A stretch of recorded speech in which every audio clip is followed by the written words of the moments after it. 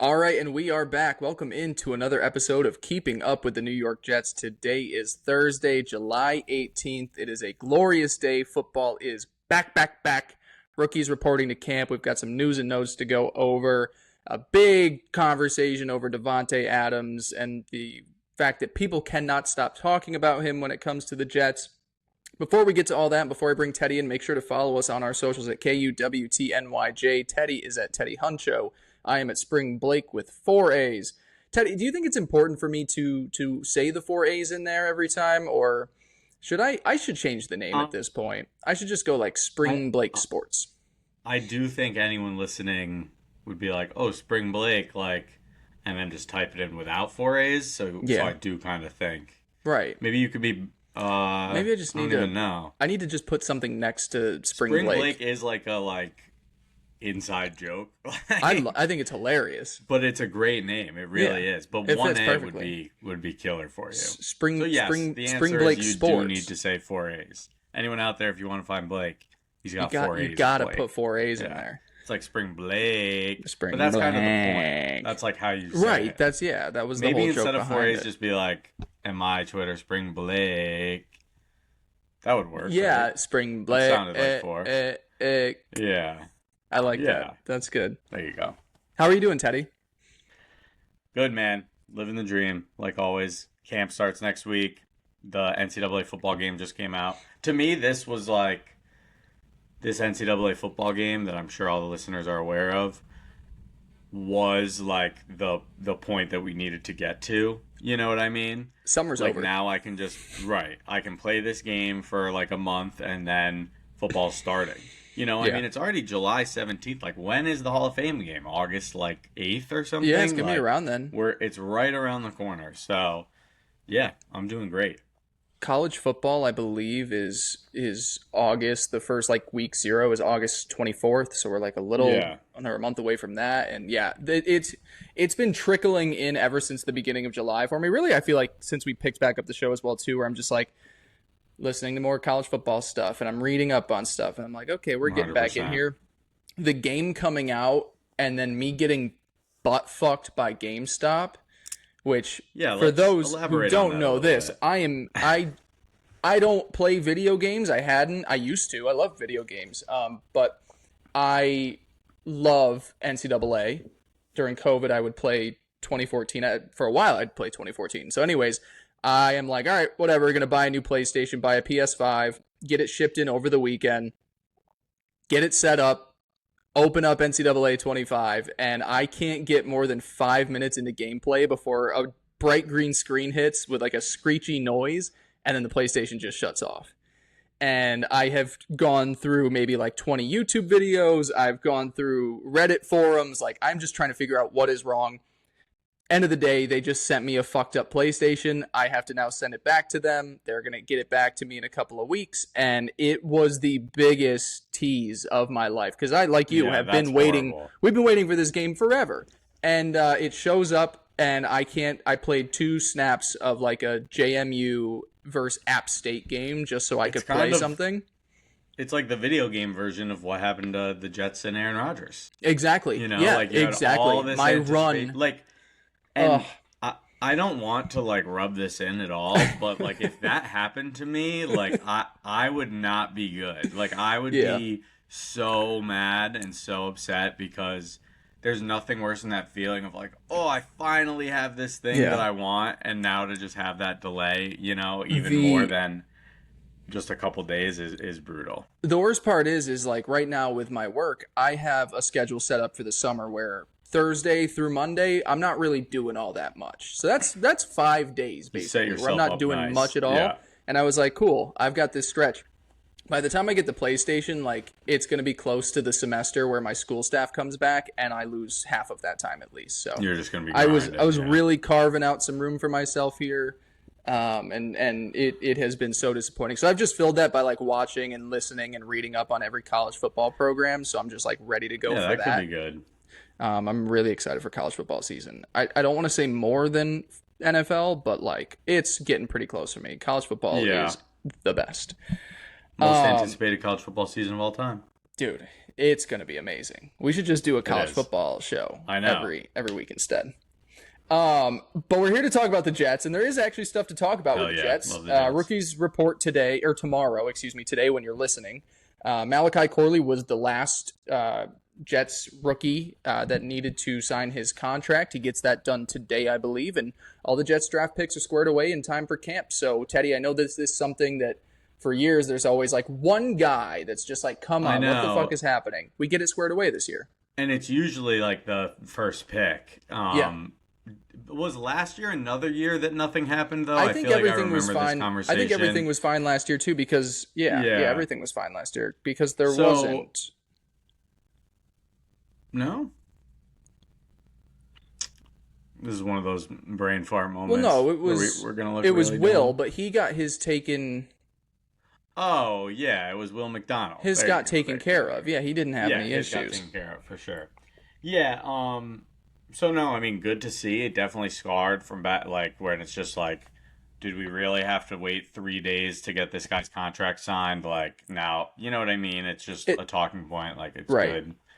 So, that should be fun, dude. I mean, that's crazy. Tomorrow? Yeah, like, today, when the show comes out, rookies are here. Like, camp is back. Yeah.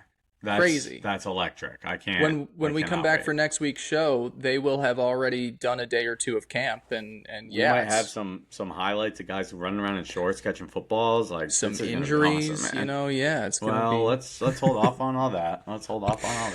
Yeah. So excited. We'll have a camp centric show next week, which I guess doesn't line up perfectly, but it's the start of camp, and I'm sure nothing crazy is going to happen in the first 2 days. Knock on wood. The other quick thing that I want to discuss as well too, Rodgers, we spent time laughing about how everybody cared about the Aaron Rodgers trip to Egypt, Robert Saleh sitting in front of the stand and kind of just an unexcused absence. It became this big story. I think just because, like we said, it was the dead period of football.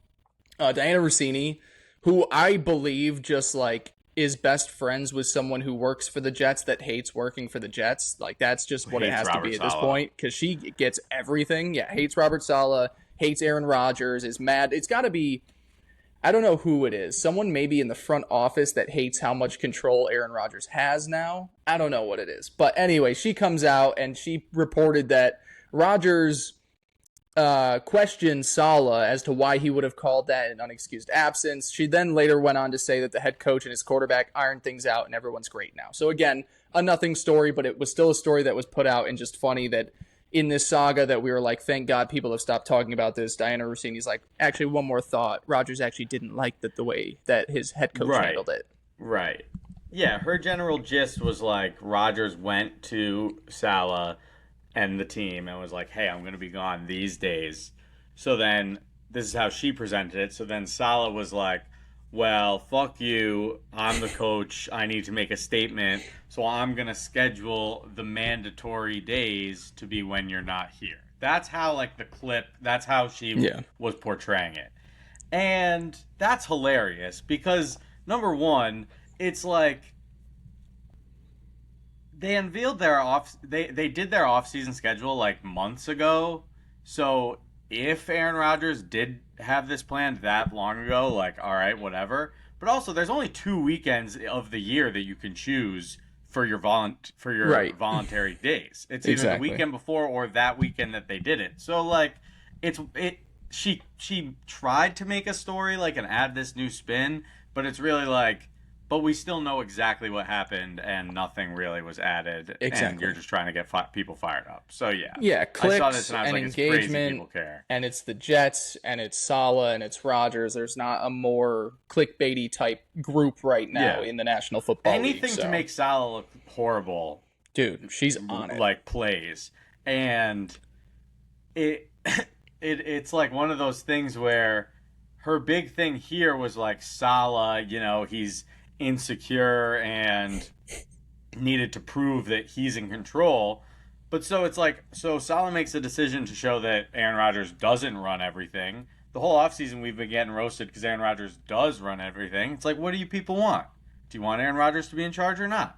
That's what I gotta say. Yeah, yep, exactly. Anyways, just funny. Teddy, I keep saying it every week. I'm sure you haven't been keeping up with the off-season Hard Knocks for the I Giants. haven't. Remember I said I was like, maybe I will, but I always end up not watching these things. Yeah, I haven't. It's such a delight. And if you want full breakdowns, sure. if you are interested, head over to a New York 10. Show comes out the same day as this one. We are going over episode 3 of Hard Knocks for the New York Giants. In it was the start of free agency, and one clip that came out that was Jets related was prize free agent guard John Runyan, who did end up signing with the Giants. The Jets were heavily invested in him, offering $9 million a year, $17 million guaranteed. And someone in the front office for the Giants came into Joe Shane and was like, "Hey, the Giants want him. You're going to have to beat the offer because of the connection with Nathaniel Hackett and Aaron Rodgers," who, of course, Runyan coming from Green Bay as an interior offensive lineman.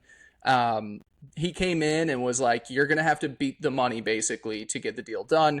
So eventually, Joe Shane just is like, "Okay, we'll make it $10 million a year and give the same guarantees." And John Runyan is now a guard for the New York Giants.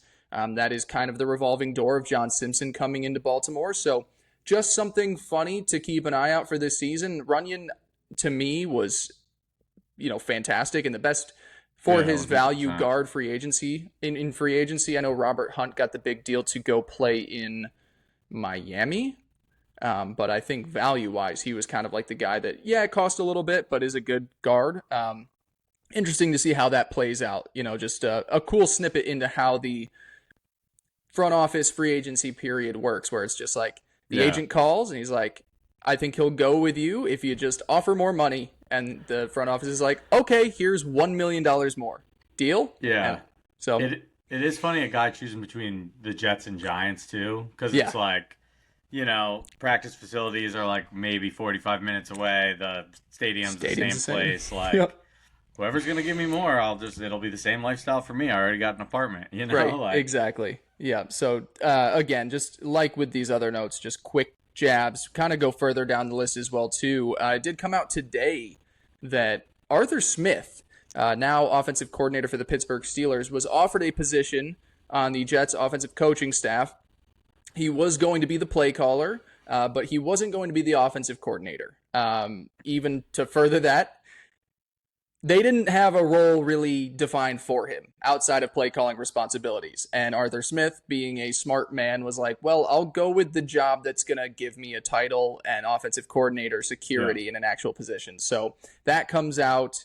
What are your thoughts on that? Because I love Arthur Smith. If Arthur Smith was the play caller for the Jets this year, that would be great. And now he's not. And I don't know. What do you make of this whole scenario? I don't love it. I'll tell you that. There was another guy. I can't remember the name, but we did something similar where we tried to hire someone to be like a play caller. Let's see. Well, I remember there was a report that they tried to get other people. I didn't see any names at the time, though. I didn't know if there was another so maybe name. That's what I'm thinking of. Yeah. Like, there was this idea that they were trying to fill a role that would be the play caller but not the offensive coordinator. Yeah. And I mean, this just kills me, because this is dysfunction at its finest. It is. Like, it really is. And the things like these that happen, like, really make me skeptical of, Robert Saleh and, like, if this thing is really going to work out. Yeah. Look at, like, the Zach Wilson situation, right? Which, blame who you want, but in my opinion, it's like a joint thing between Joe Douglas, Robert Saleh, Woody Johnson. All of them are to blame. With Zach Wilson, they decide to go out and get Aaron Rodgers, and they're not willing to, like, make themselves look bad by getting rid of their number 2 overall pick 2 years in. So they try to, like, dance around it. And they're like, well, we got Aaron Rodgers, and we're going to put Zach Wilson on the bench, and we're going to, have him learn for a year. And they're trying to, like, sell it to you in this way where it's like, we didn't actually fuck up. Like, we figured it out, Right. And then you look at this and it's like, they're so clearly not happy with Nathaniel Hackett as the offensive coordinator, and anyone who watched the Jets offense last year, anyone who watched the Broncos offense the year before, like, understands that this guy has not proven that he is, like, a capable guy. Nope. And the only argument is like, well, Rodgers is going to be calling the plays. You hear Jets players talking about it, being like, it doesn't matter what play is called because Rodgers is just going to change it up anyway. Like, and the fact that they are just so desperately trying to get someone like Arthur Smith, got a job as an OC. It's not like he was like left for dead and no one wanted him, you know. And so the Jets are like, oh well, we'd like to have Arthur Smith as our OC, but we can't fire Hackett because we don't want to look dumb and we don't want Aaron Rodgers to get mad.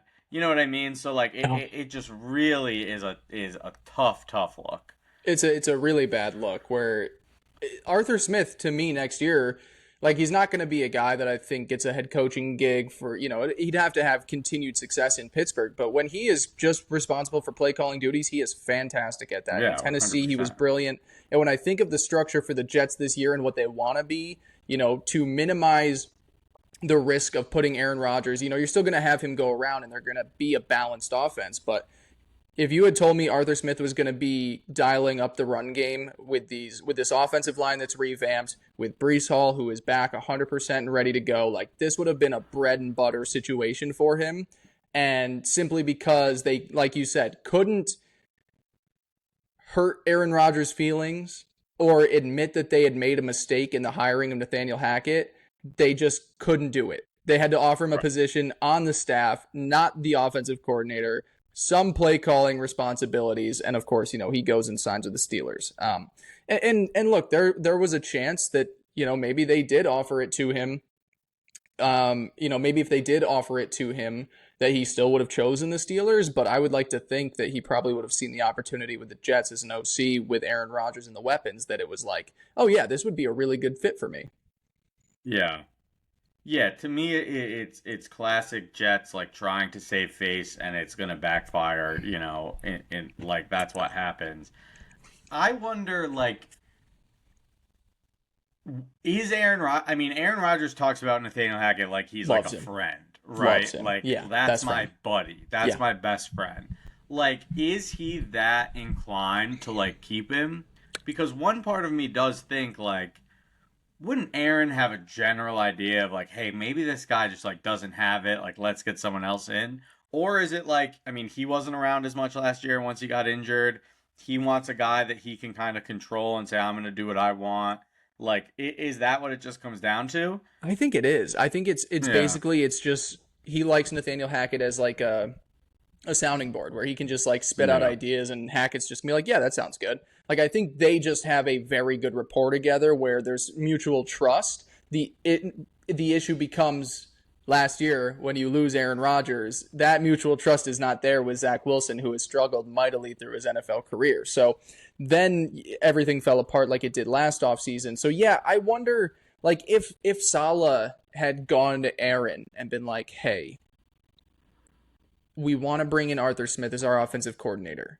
What if we keep Hackett on the staff? If he doesn't want to be, then that's fine. I understand the demotion is humiliating, but like, would he take a lesser role? Would he, you know, understand that, you know, things didn't go great and we need to protect ourselves by having a more stable mind? I don't know if that would have been something that Aaron like puts his foot down and is like, no, this is my offensive coordinator. But yeah, you have to think there's a little bit of a control that Rodgers likes with having him there, where he's like, this is basically, I'm the offensive coordinator. I like this fit for me. I wonder how much of that is like said out loud and how much, you know what I mean? Just, like, where is it just the Jets being like, well, we don't want to upset Rodgers, we know he likes, or is it Rodgers being like, don't fire the guy? Right. You know what I mean? You know who will let us know? Diana Rossini. Exactly. Next offseason, we'll hear it all. Like, Aaron Rodgers forced the Jets. Yeah. I mean, it is a really like funky situation. Like, I'm not gonna say it's all like, it's obviously not all bullshit. You know what I mean? And like, no, Aaron, it really just comes down to like, if this is how Aaron Rodgers wants to handle things, it's like, I'm fine. Take me for that ride, but you gotta be healthy and you gotta actually play. You know, because it all comes crumbling down. And like last year, it's like he gets hurt and then he just kind of leaves, which is understandable. I mean, that's what hurt players in the NFL do. They don't go to practice every day. But everyone's just kind of looking around like, well, what the fuck do we do now? Like, he was telling us what to do. Yeah. You know what I mean? Like, So it's like if he's there to tell everyone what to do, then this thing might work out. But yeah, it's definitely If it doesn't, the fact that the Jets were just like continuously trying to replace Hackett without replacing him is just like calm the fuck on. It's you know comical. what I mean? It really is. It really is. It's so classic. Spinning off of Aaron Rodgers into my next thing that I have for you. Did you watch or listen to today's episode of Pardon My Take with Derek Carr? I did not. No. So in it, Derek Carr opens up about his free agency a couple years ago. And that offseason, it was like, are the Jets going to try and trade for Aaron Rodgers, or are they going to sign Derek Carr? Yeah, I wanted Derek Carr. So Derek Carr went to New York, and he's sitting down, and he has a whole rant where he raves about Robert Saleh in the clip. Oh, yeah? I should have sent it to you beforehand so you could watch it. But he's basically talking about how he was ready to be a New York Jet. The Jets needed him to sign that day, stay in New York, not take his other meetings, and he wasn't at the part of free agency where he was comfortable doing that. There were like 3 more teams that he was going to meet with, and so he wasn't able to give the verbal commitment. He thought he was going to be a Jet, but by the time things went on, the relationship kind of didn't keep up, essentially. Derek Carr signs with the Saints. Jets trade for Aaron Rodgers. Would you rather have had Derek Carr for last season and this upcoming season, or have Aaron Rodgers for this upcoming season, Nathaniel Hackett as your offensive coordinator, and more draft picks because you didn't have to trade any for Aaron Rodgers? Yeah, I mean, it's easily the latter for me, the second option with Aaron Rodgers. Yeah.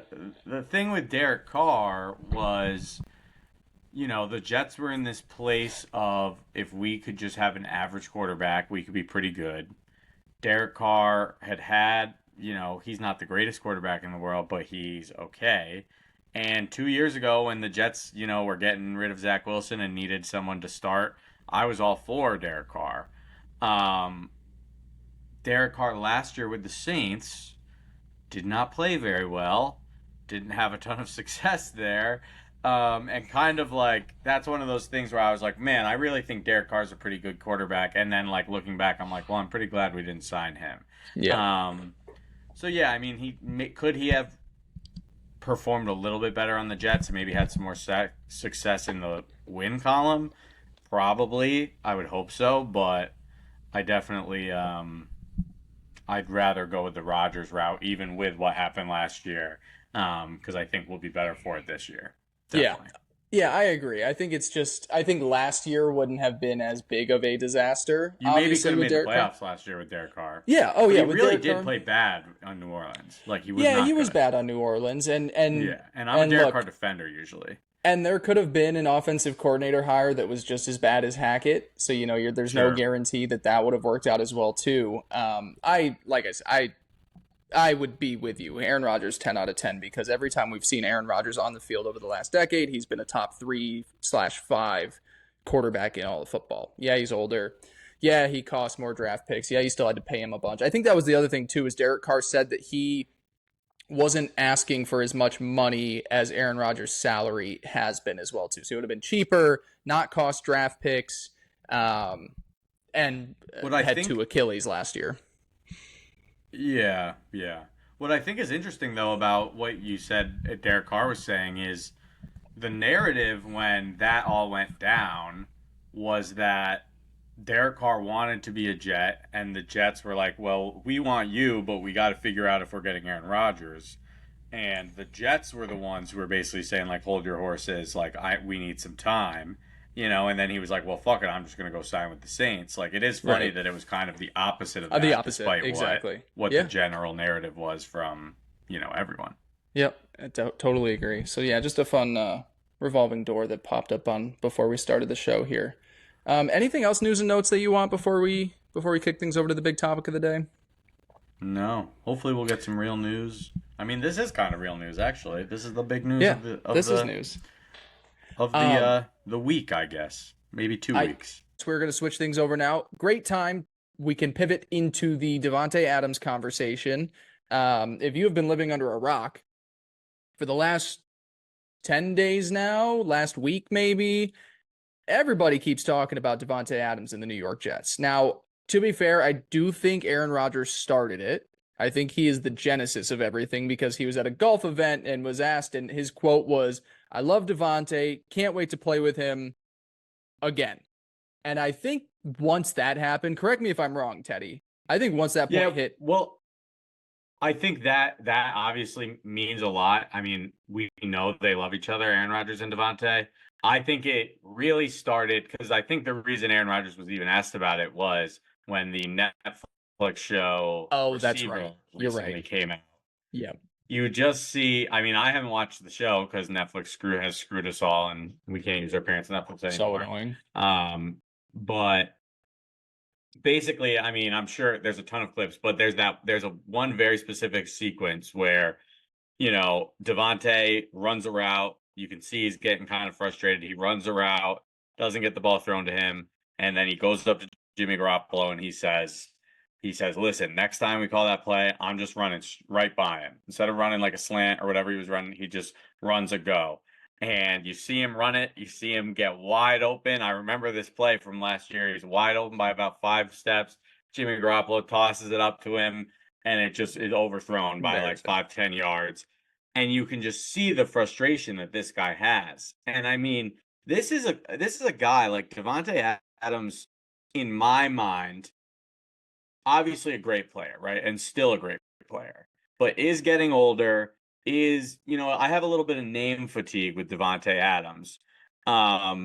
Even last year, which was like an underwhelming year, he had over 1,000 yards. Yeah. He's had over 1,000 yards the last 4 years. 2 of those not even with the Packers, not even with Aaron Rodgers, like anything like that. Yeah, this guy's great, and you just see him be so frustrated. And I think that's what was the genesis of this all. You're right. Obviously, the rumors started before we even had Aaron Rodgers, right? Yeah. But you see, it's just like this guy's got to get out of there. And what place makes more sense than, the Jets with his former quarterback, Aaron Rodgers? And then everybody starts talking about it. Breece Hall was on a show and he goes, was asked about it, but says, "I think we should go all in. I'm on board. I mean, with him, with Garrett and Mike Williams, just pick your poison. Do you want me to beat you or do you want these two beating you with Aaron? Pick your poison." Garrett Wilson, I'm excited. I'm with all of it. Anyone we can get into the facility to help this team win games, I'm with it. And he is one of those. Then you have talking heads on ESPN. Dan Orlovsky says it's a done deal that he's going to the Jets. You've got Boomer Esiason that says he's hearing that the deal will be done by sometime in September. And then Davante Adams' agent comes out and is like, this is baseless, unfounded speculation, and Davante is expected to be with the Raiders, and there's been absolutely no trade talk, period. Davante also then came on to say that he's fully focused with the Raiders. If I was to be reunited with anybody, it would be Aaron, or relocated anywhere, it would be with Aaron. So he's saying, like, if I did leave the Raiders, I would want to go be with Aaron, but I'm with the Raiders. So they basically come out and they're like, let's shut this down. But everyone's talking about it. Where do you land with this? Because, I guess if you want to talk about the circus of everybody talking about it, that's fine. But I want to also get into like your thoughts on Davante Adams with the Jets. Does it make sense for you? Does it not? Yeah. Take this wherever you want. Take it wherever you want to go. I mean, like I said, like there was some name fatigue with Davante Adams. But he is really still, a top player at his position. Mm-hmm. One of the best wide receivers in the league. And like, you really do see that when he's out there playing. And you see that when you look at his stats last year on a Raiders team, that wasn't all that successful on like basically average to below average quarterback play. I mean, he was still Davante Adams. My hesitancy, if you ask me, would I want Davante Adams to be on the team, is, really just like he's getting older. You kind of expect him to fall off a cliff, like all those things. You're going to give up capital for a guy that might not last super long. But I mean, truthfully, like all that stuff's pretty worth it to me with a player like this, especially when you're where the Jets are, right? Where you need to succeed this year or things are, going to really get blown up in a lot of ways. This is one of those like deals where from a Jets perspective, it's like, yeah, I mean, if you want to trade us Davante Adams, we'll happily go for it because that would be awesome. I don't know how they'd pay for him. I don't know how they'd figure that all out. But it's like, yeah, I mean, if you're asking me, do you want the Jets to trade for Davante Adams? My question is, of course, or my answer is, of course, yes. Yeah. Right? Yeah. That's like a take, right? It is. It is. I just think it's funny coming after a week where we talked about all the issues the Jets are going to have financially in the future with all of their stars. And, Davante's in the middle of a 5-year, $140 million contract. And again, the cap is fake. You can mess with the cap. You can. Yeah, but it's not. But it's not. Fake. Like, look at the Saints right now. They were the team that it was like they can manipulate the cap. Look at what they're doing. Now they have like 5 good players. Olave hasn't even been extended yet, and it's like, what is this team right now? So it's fake until it's not. And yeah, not only would you have to restructure his contract or manipulate however you do, but then you also have to give up picks to acquire him. And we are talking about an older wide receiver, a 32-year-old one at that is being paid top money, and you're living in a day and age where, yes, I understand he's got the rapport with Rodgers, and he's that's a chemistry that he would come in and this offense would be prolific. But if you're thinking rationally from the Jets' perspective, you're like, well, we can just keep taking wide receivers in the 2nd or 3rd round because eventually there is going to be someone who is not necessarily Davante Adams, but is a good wide receiver. Now, again, if you're looking just at the 2024 season, which frankly, the Jets coaching staff and players and maybe even some people in the front office do have to be looking at that, it would be an immediate boost. It would not only add value there, but be a complete safety blanket for Mike Williams' situation there, or if Malachi Corley takes some time to get going, like having Garrett Wilson and Davante Adams, that 1-2 punch is what a top 3 duo in the league. If you're going the other teams that like God, I can't. Tyreek, Waddle, Jamar, Puka, and Cooper Kupp. Yeah, like it would be up there. Undoubtedly, but it's sorry, you can go. Go ahead. I'm just it's definitely one of those things where it's like from all perspectives it doesn't really make sense. Like it does, right? Like the only thing is that it's Aaron Rodgers, right? And that part makes sense. But like you look at the money, you look at giving up the draft picks, you look at would adding Davante Adams to this receiving core be awesome? Like, yes, right? But then all of a sudden, it's like, then Mike Williams, who you just paid, is your number 3. Then Malachi Corley is your number 4. Like, sure, that's great. But all of a sudden, it's like, okay, we just invested a draft pick in Malachi Corley. Now he's really not going to touch the field. Like things like that where it's like, in a perfect world, I'd rather win the Super Bowl this year without Davante Adams because it would just make more sense. But it's like if you really want to go get Davante Adams to try to win the Super Bowl this year, it's like how can I say that's a bad idea? You know what I mean? But from every other aspect, it doesn't make a whole ton of sense to me. This would be the move that would like solidify, okay, Aaron Rodgers is not just the quarterback. He is not just the offensive coordinator. He is the head coach and the general manager. And he's probably a partial owner with Woody Johnson as well, too. Like if he goes and he convinces the front office, because like it does make football sense for 2024 to get Davante Adams on your team. But if you are doing any long-term planning, like I know Mike Williams is on a 1-year deal, so it's like, okay, Mike Williams, we enjoyed you for this one season, and you can slide Davante over to that clear number 2 role, but financially, I just don't get how it makes that much sense. And also giving up draft picks when the Jets have already given up draft picks for guys like Aaron Rodgers. And so, there's consequences that come with those down the road. I guess at the end of the day, what we're going to find out if this ever gets done is like, how much influence does Aaron actually have in the fact that he wants to come out here in 2024 and say like, we're going to go and win a fucking Super Bowl for the New York Jets. Yeah. And that would be awesome. I mean, and just to play devil's advocate a little, like I hate to be this guy, but when old veteran receivers change teams, I feel like a lot of times it just doesn't work out, like for whatever reason. And, this one, it's like Davante Adams, who's a top-tier player. He would have Aaron Rodgers, who's a quarterback he's played with, like Nathaniel Hackett.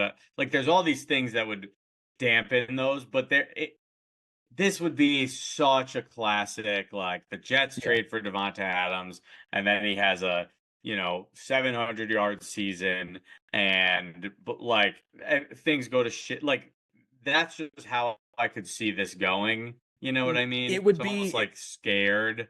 What's that Eagles poster that you had?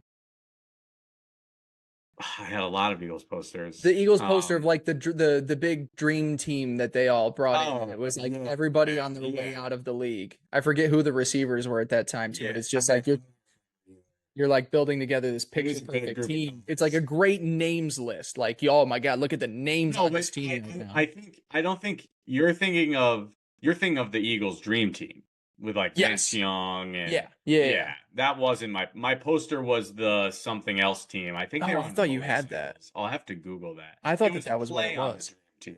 And John Jackson was in it. It was all like receivers. It's like Michael Crabtree. Right. So that wasn't. I'm thinking of the dream team thing. I'm thinking of the dream team, like Vince Young, right? Which is like, and I don't even really think it's like that, but it's right there for like, okay, we signed this aging star quarterback, and then we go sign this aging star receiver, and it's like that's just on a platter to not work out, and for me to just hate my life forever. Well, yeah, it's not even. It's Tyrone Smith at left tackle. Yeah. Morgan Moses is right. I know he's not a great name, but he's like just like these old guys. Exactly. It would be a light version of that. Now, agreed. I think Davante has a lot of good years left ahead of him because I do think the way he wins. I mean, even in that play that you saw that you just highlighted that started this entire saga where he burns a guy deep, like he's still got a lot left in the tank, and wide receivers can take that thing further. The one thing that doesn't go with age always is speed. Yeah, but he's a great Sean Jackson never lost his speed. No, I know, but I'm saying like Davante, he is a great route runner, but he also has burners. So it's like I believe. Oh, you think that he could continue burning people? You know what I mean? Yeah. I don't know. I also don't think the Raiders want to. Like the Raiders aren't in a position where they want to be bad this year.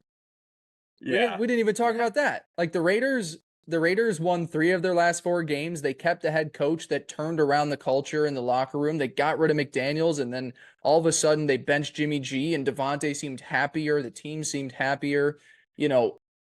I think they're kind of in a placeholder season at quarterback. I don't think they didn't pick high enough to take one in the draft. And, in free agency, there wasn't anybody that you're like, they weren't in play for Kirk Cousins.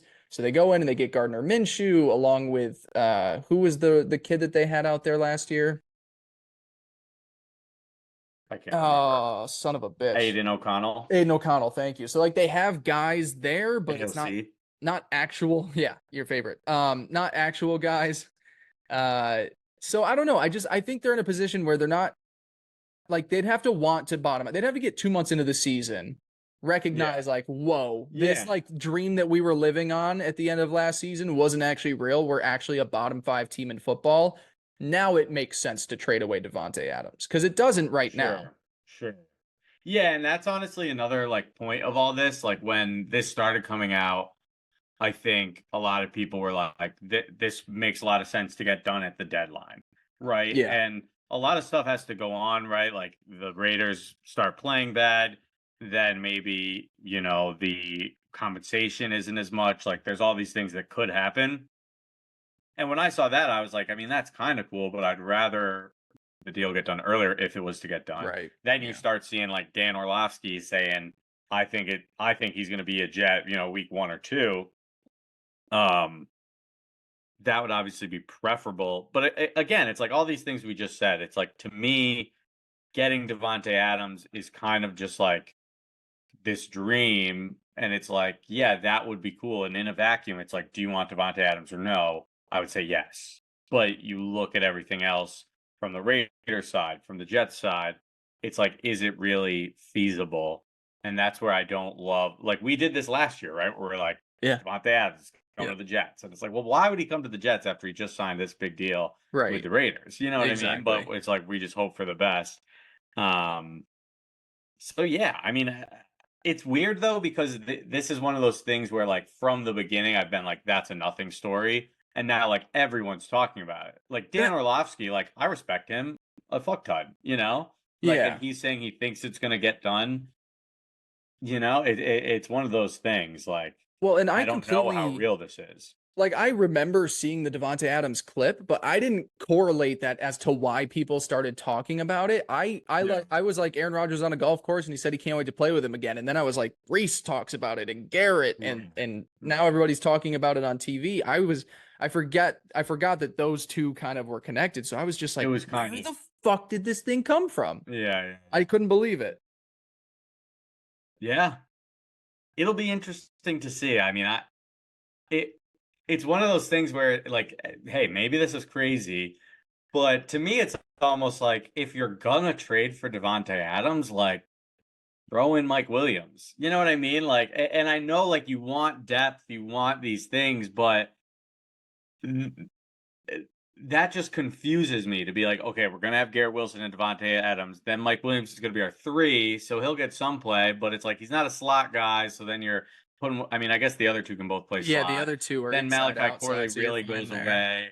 So like, I don't know. Like it would be fine, and maybe I'm not making a whole ton of sense, but part of me does feel like it would be weird. I guess is the vibe I get. Anything else? Do you think it gets done? How about that? Final answer. No. But I don't know if I'm just being like stuck in, when I first saw it, I was like, that's probably nothing. I don't see, I'm very confused because part of me thinks, you look at Davante Adams' quote and you look at Davante Adams' agent quote, part of me thinks that that's just what you have to say. Yeah, that's doing good business for the Raiders. You know what I mean? Yeah. Right. Definitely. He's like, hey, listen, it's July. We're focused on the Raiders. We have a deal here. But, like, if you ask me, do I think Davante Adams is frustrated as hell that he doesn't have a quarterback who's able to, like, get, win with him? Yeah, I do. And I think he is that type of player who it's like, God damn it, dude. Like, I'm wide open. Yeah. And you can't even hit me. And now we're going to lose, be 4-13 this year or whatever. So I do think, like, that aspect of it's very real. To me, I don't know how the Jets would pay his salary. I don't know how the Jets would, give up another first and a third. Like, there's all these things where it's like, is that really going to happen? I would say no. But we'll see. I would say no. Think so? I would say no, unless. Here's where I think for the Jets. Say they get to week 6 of the season, and the Raiders have to be bad for this to work. The Raiders have to give up on this season for them to want to make the deal, because he is an aging receiver and he's making a lot of money, and maybe they just need a total reboot. Week 6, maybe Mike Williams isn't Mike Williams. Maybe the Jets are stumbling on offense. I would say then the panic starts to set in. Then you're like, wait a minute, this was playoffs or bust, and we're a 500 team right now. Mike Williams hasn't really ramped back things up from his injuries. Malachi Corley hasn't come along. Like, it's almost a necessity that we go boom or bust this season. Well, and to walk back my Mike Williams take a little, like, it would work if they also had him. And yeah, it works fine. Hey, the Jets are 7-2, or I guess they'd have to be like 6-2 because it's week 8 is the deadline. And the Raiders are 2-6, and maybe it's just like, hey, let's do this. Fair. Like, that does make more sense, And I correct me if I'm wrong, but I do feel like the Raiders trading Davante Adams in the middle of the season opposed to now, it would be a slightly discounted price in the middle of the season. Is that? I think it would raise it. I think you'd have to compete with other teams that want unless Davante comes out is just like and is like, I'm only playing for the Jets, but also at the same time, yeah, exactly. Like, you could have the agent go to whoever it is and just be like, no, not happening. Then I would assume midseason, because then you have the Jets by the balls. You're like, oh, you need this piece? Give us a little more than. Yeah. How bad it almost do you makes want more sense midseason than it does for the Raiders. Yeah, definitely. What I mean? Yeah. Well, because then both teams know what they just are in terms of it getting it done. Yeah. Interesting times. That's what been talking about. We'll see. Hey, I like Mike Williams. I want to say that. I'm trade for him. Mike. No, I don't like him that much. Okay, whatever. Your choice. Enjoy your aging team. Yeah, whatever. Fuck you. We didn't need to end on this. I know, I'm just kidding. Like, seems really good, actually. I'm just joking. All right, whatever. Well, this is the last pre-camp pod. I think we'll have a lot. We've survived. We did a good job getting through this dead period, and hell yeah. Next week we'll have football to report on. So I'm looking forward to that. We're just 6 weeks away now, 7 weeks away from the NFL season. 50 days. You do the math. Yeah. 7 weeks. 7 times 7. 49. That's 49. Look at that. That's basically 50. That's math right there. Thank you guys so much for listening. Again, the socials at KWTNYJ, Teddy at Teddy Huncho. I'm at Springblet. There you go. Thank you for dealing with our audio issues. 4 A's. We love you. We appreciate you. And we'll talk to you next week. Peace.